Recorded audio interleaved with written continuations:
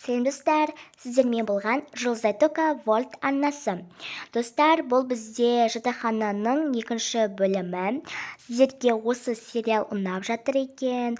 Ұнаса, мен сіздерге қуанамын. Менің сериалдарым ұнайды екен сіздерге. Көп рахмет. Уже 500 подписчиктен асып кетіппіз. Құдай қаласа 1000 подписчикке барайық. Мен сіздерге сенемін. Әрқашан мені қолдап жүресіздер. Менің еңбегімді бағалап, лайктарыңызды басып, подписканы басып, колокольчикті басып кетіңіздер. Ал ендеше бастаймыз. Кеттік. Енді не істейміз? Ол бізге ренжіп қалды ғой. Үнемі ренжіп жүре ме?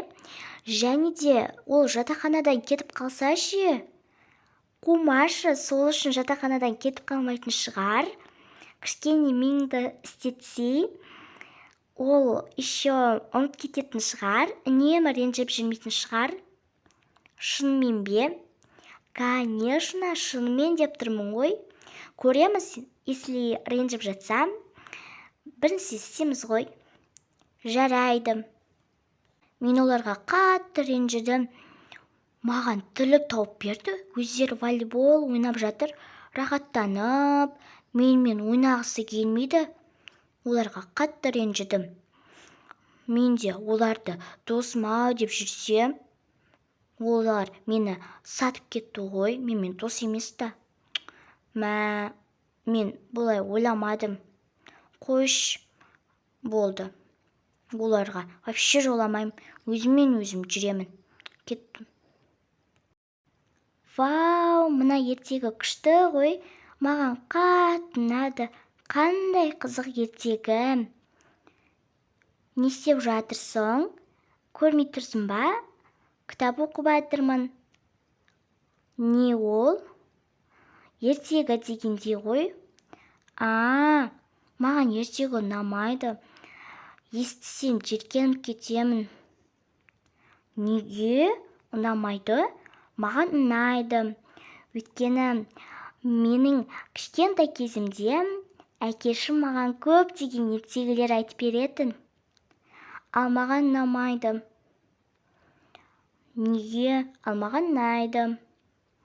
Енді мен себебін айтқым келмейді. Сол үшін жарайды, айтпасын айтпай қой.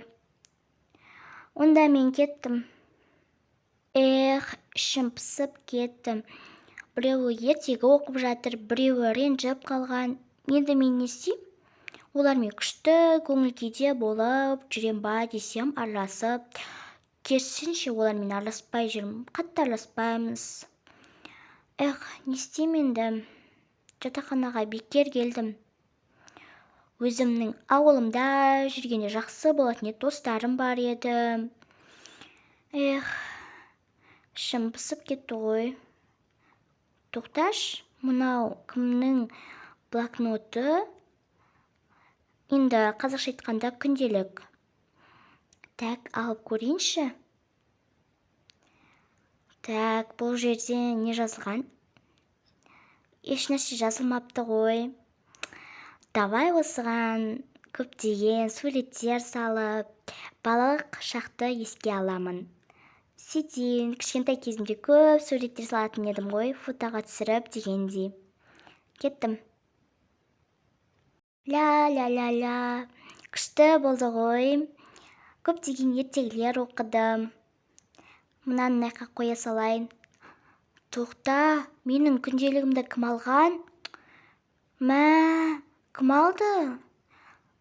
Той, менің рұқсатсыз заттарымды кім алды? Біреу алса, қатты ренжимін. Менің затымда рұқсатсыз алған нес? Бір. Вау, қандай әдемі сурет. Маған қатты ұнады. Енді мен бұл суреттерді қыздарға көрсетейін. Қуанып қалады.